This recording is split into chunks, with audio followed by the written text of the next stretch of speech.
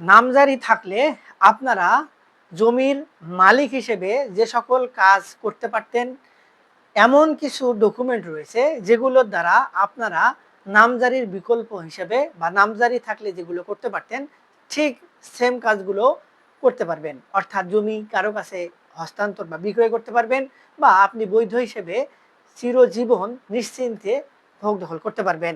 তো এই ডকুমেন্টগুলো কোনগুলো এবং কিভাবে আপনারা সেগুলো সংগ্রহ করবেন, আজকের এই ভিডিওটিতে এই গুরুত্বপূর্ণ বিষয়টি নিয়ে বিস্তারিত আলোচনা করব। ভিডিওর বিষয়বস্তু দেখতে এবং বুঝতে গেলে অবশ্যই আপনাদেরকে পুরো ভিডিওটি মনোযোগ সহকারে দেখতে হবে। আর দেখার পর যদি কোনো উপকার এসে থাকে, আরও কোনো ভিডিও দেখার আগ্রহ জন্মায়, তাহলে আমাদের চ্যানেলটি সাবস্ক্রাইব করে রাখতে পারেন। আর পরবর্তীতে নতুন কোনো ভিডিওর নোটিফিকেশন পেতে সাবস্ক্রাইব বাটনের পাশের যে বেল আইকনটি সেটি চেপে দিয়ে রাখবেন। আসসালামু আলাইকুম সুপ্রিয় ভিউয়ার্স, নামজারি করা প্রত্যেক জমি মালিকের জন্য এক প্রকার ফরজ কাজ হিসেবেই ধরা যায়। নামজারি ছাড়া কোনো ব্যক্তি জমি কোনো ব্যক্তির কাছে হস্তান্তর বা বিক্রয় করতে পারে না, কিংবা ওই সকল সম্পত্তি নিরবিচ্ছিন্নভাবে কোনো বাধা ছাড়াই আইনি বৈধ প্রক্রিয়ায় কিন্তু ভোগ দখল করা যায় না। এক্ষেত্রে নামজারি যদি কোনো ব্যক্তির না থাকে, নানান ধরনের বাধা আসে। যেমন রাষ্ট্র তাকে বাধা দিতে পারে, বা ওই জমিতে যাদের নামজারি রয়েছে, অর্থাৎ আপনার নামে নামজারি নাই মানে অন্য কোনো ব্যক্তির নামে নামজারি রয়েছে, তাহলে সেই ব্যক্তিদ্বয়ও আপনাকে সম্পত্তি থেকে উচ্ছেদ করতে পারে। কিন্তু কিছু ডকুমেন্ট রয়েছে যেগুলোর দ্বারা আপনারা সম্পত্তি নামজারি ছাড়াই দীর্ঘস্থায়ীভাবে একদম বৈধ প্রক্রিয়ায় ভোগ দখল করতে পারবেন, কিংবা অন্য কোনো ব্যক্তির কাছে বিক্রয় বা হস্তান্তর করতে পারবেন। অর্থাৎ আপনার নামে নামজারি এক্ষেত্রে প্রয়োজন পড়বে না। তবে এই ডকুমেন্টগুলো সংগ্রহ করার বা এই ডকুমেন্টগুলো পাওয়ার কিছু ওয়ে রয়েছে বা মাধ্যম রয়েছে।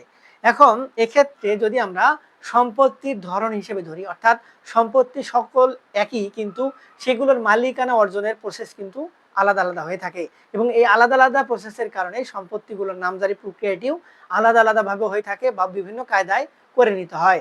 এখন সর্বপ্রথম ভূমি মন্ত্রণালয় বা সরকার যে বিষয়টিকে গুরুত্ব দিচ্ছে সেটি হলো ওয়ারিশান সম্পত্তির ক্ষেত্রে। অর্থাৎ ওয়ারিশান সম্পত্তি ভাগ বন্টন যদি হয়, তাহলে সেক্ষেত্রে ওই ভাগ বন্টনটির পরে প্রত্যেক ভূমি মালিককে কিন্তু নামজারি করে নিতে হয়, বা নামজারি করে নেওয়াটা গুরুত্বপূর্ণ। কিন্তু এক্ষেত্রে ওয়ারিশান সম্পত্তির জন্য রাষ্ট্র বলছে বা ভূমি মন্ত্রণালয় বলছে, এবং এক্ষেত্রে একটি প্রজ্ঞাপনও দেওয়া হয়েছে, সেখানে স্পেসিফিকভাবে বলা হচ্ছে যে যদি কোনো ভূমি মালিক জমির মালিক হয়, অর্থাৎ ওয়ারিশান সম্পত্তির মালিক হয়, সেক্ষেত্রে তিনি নামজারি ছাড়াই সম্পত্তিগুলোর মালিকানা বা ভোগ দখল বা হস্তান্তর করতে পারবেন, বা সেক্ষেত্রে সম্পত্তি বিক্রয় করতে পারবেন। এক্ষেত্রে যে ব্যক্তিটি অসুস্থ, তার ওয়ারিশান অংশটুকু বিক্রয় করে চিকিৎসা করা প্রয়োজন, এক্ষেত্রে তিনি তড়িঘড়ি করে খুব সহজে সুন্দর প্রক্রিয়ার মাধ্যমে সম্পত্তি বিক্রয় করতে পারবেন। এই বিষয়টিকে গুরুত্ব সহকারে দিয়ে বলছে, যদি কোনো ব্যক্তি ওয়ারিশান সম্পত্তি পায়, তিনি যদি নামজারি করে নিতে না পারে, সেক্ষেত্রে তার পূর্বপুরুষের নামে যে নামজারি খতিয়ান রয়েছে সেই নামজারি খতিয়ানটি হলেই চলবে। তিনি বৈধ প্রক্রিয়ায় অন্য কোনো ব্যক্তির কাছে সম্পত্তি হস্তান্তর করতে পারবেন বা বিক্রয় করতে পারবেন, এবং কোনো ব্যক্তি নিশ্চিন্তে সেটি ক্রয় করতে পারবেন, এবং যে দলিল তৈরি হবে সেটি নিয়ে গিয়ে রেজিস্ট্রিও সম্পন্ন করে নিতে পারবেন। এক্ষেত্রে রেজিস্ট্রি অফিস থেকে আর কোনো প্রকার বাধা দেয়া হবে না যে যে ব্যক্তি বিক্রয় করছে তার নামে নামজারি নেই কেন। এক্ষেত্রে ওই ব্যক্তি যার কাছ থেকে সম্পত্তি পাচ্ছে সেই ব্যক্তির নামে নামজারি থাকলেই হবে, এবং ওই নামজারি কাগজটি অবশ্যই তাকে সংগ্রহে রাখতে হবে। এক্ষেত্রে যে ব্যক্তিটি নামজারি ছাড়া সম্পত্তি বিক্রয় করতে চাচ্ছে, তার যে ডকুমেন্টটি প্রয়োজন হবে সেটি হলো তিনি যে ওয়ারিশান সম্পত্তির মালিক এই হিসেবে তার প্রমাণ, এবং এই প্রমাণটি কি, সেটি হলো তার ওয়ারিশান সনদ বা সম্পত্তি মালিকানার সনদ। অর্থাৎ যে ব্যক্তি মারা গিয়েছে সেই ব্যক্তির সাথে তার সম্পর্ক কি, এবং সেই ব্যক্তির সম্পত্তি যে তিনি পাওয়ার যোগ্য, এই প্রমাণ এই মালিকানা সনদ, বা যেটি আমরা বলি ওয়ারিশান সনদ বা ওয়ারিশান সম্পত্তির সনদ, এটি আমাদের উপজেলা চেয়ারম্যানের কাছ থেকে, ইউনিয়ন পরিষদের চেয়ারম্যানের কাছ থেকে, বা সিটি কর্পোরেশনের আওতায় যে সকল সম্পত্তি সেগুলো সিটি কর্পোরেশন থেকে ভূমি মালিকরা সংগ্রহ করতে পারবে। এক্ষেত্রে কোনো সমস্যার সম্মুখীন ভূমি মালিকদের হতে হবে না, এবং কোনো ব্যক্তি এসে তাকে সম্পত্তির মালিকানা থেকে উচ্ছেদ করতে পারবে না, বা যে ব্যক্তির কাছে বিক্রয় করা যা হচ্ছে সেই ব্যক্তিকেও কেউ বাধা প্রদান করতে পারবে না। তবে এখানে শর্ত থাকে যে সম্পত্তি অবশ্যই সহঅংশীদার থাকলে ও সহঅংশীদারদের সঙ্গে ভাগ বাটোয়ারা থাকতে হবে। অর্থাৎ ভাগ বাটোয়ারা নাই, একটি সম্পত্তি ভোগ দখল করছে এবং ওই সম্পত্তিটির নামজারি ছাড়াই এই প্রক্রিয়ায় বিক্রয় বা হস্তান্তর করার কোনো সুযোগ নেই। ভাগ বন্টন করতে হবে এবং ভাগ বন্টনটির পরে সেই ভাগ বন্টনের যে দলিলটি তৈরি হবে সেটি রেজিস্ট্রি করে নিতে হবে। এটি হচ্ছে এই নামজারির বিকল্প একটি সঠিক প্রক্রিয়া।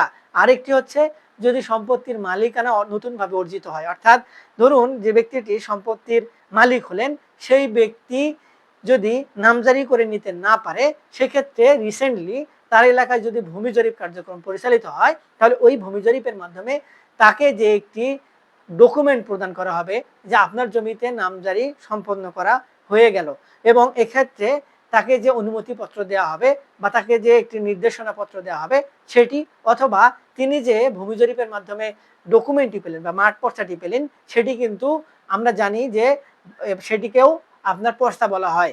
এবং নামজারি বা খারিজের মাধ্যমে যে ডকুমেন্টগুলো সংশোধন করে ভূমি মালিকদের সংগ্রহ করতে দেওয়া হয় সেটিকেও কিন্তু পর্চা বলে। অর্থাৎ ডকুমেন্ট কিন্তু একই।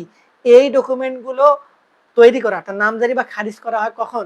যখন ভূমি জরিপ কার্যক্রম পরিচালিত হয় না তখন ভূমি মালিকদের পূর্বের মালিকের নাম সংশোধন করার জন্য নামজারি বা খারিজ করে খতিয়ান সংশোধন করতে হয়। এই খতিয়ানটি তৈরির প্রধান মাধ্যম হচ্ছে কিন্তু ভূমি জরিপ। যদি ভূমি জরিপ কার্যক্রম পরিচালিত হয় সেক্ষেত্রে ভূমি মালিকদের আলাদা করে আর নামজারি করার প্রয়োজন পড়বে না। বা যদি এমন হয় যে তিনি দেখছেন যে তার এলাকায় ভূমি জরিপ কার্যক্রম পরিচালিত হচ্ছে বা খুব রিসেন্ট হবে, 2-1 মাসের মধ্যে সম্পন্ন হয়ে যাবে, তাহলে সেক্ষেত্রে ওই ব্যক্তির আলাদা করে কিন্তু নামজারি খারিজ না করলেও চলবে। তবে এক্ষেত্রে তাকে অবশ্যই সাবধান থাকতে হবে যে এই সময়ের মধ্যে অন্য কোনো ভূমি মালিক এসে যেন তাকে কোনো সমস্যা না করতে পারে, অর্থাৎ পূর্বের ভূমি মালিক বা তার ওয়ারিশরা এসে সমস্যার সম্মুখীন না করতে পারে। যদিও বা ওই ব্যক্তি যদি বৈধ প্রক্রিয়ায় পূর্বের যে মালিক তার কাছ থেকে সম্পত্তি হস্তান্তর করে নেয় এবং তিনি বৈধ মালিক হন এবং সেই বৈধ মালিকের কাছ থেকে সম্পত্তি তৈরি হস্তান্তর করে নেওয়ার পরে যে দলিল তৈরি হয় সে দলিলটি রেজিস্ট্রি করে নিজের সঙ্গে রাখেন এবং জমি ভোগ দখলে রাখেন, তাহলে তাকে কোনো সমস্যার সম্মুখীন কেউই করতে পারবে না।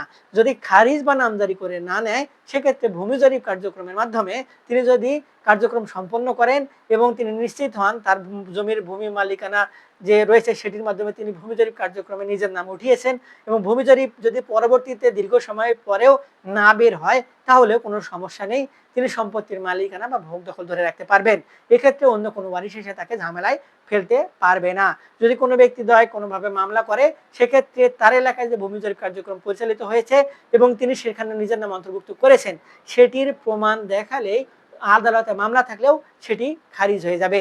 সুপ্রিয় ভিউয়ার্স, এই দুটি পদ্ধতির মাধ্যমে আপনারা যে ডকুমেন্টগুলো পাবেন বা যে পদ্ধতি অনুসরণ করবেন এর মাধ্যমে আপনারা নিশ্চিন্তে বৈধ প্রক্রিয়ায় সারা জীবন সম্পত্তি ভোগ দখল করতে পারবেন বা অন্য কোনো ব্যক্তির কাছে হস্তান্তর করে দিতে পারবেন। তবে এক্ষেত্রে অবশ্যই আপনারা একজন ভালো বিজ্ঞানজীবীর পরামর্শ গ্রহণ করবেন। আমাদের থেকে যদি কোনো পরামর্শ নিতে চান সেক্ষেত্রে ভিডিও নিচে কমেন্ট বক্স রয়েছে, সেখানে কমেন্টস করবেন, আমরা আপনাদের সহযোগিতা করার চেষ্টা করব।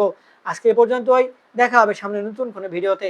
ততদিন পর্যন্ত ভালো থাকবেন, ধন্যবাদ।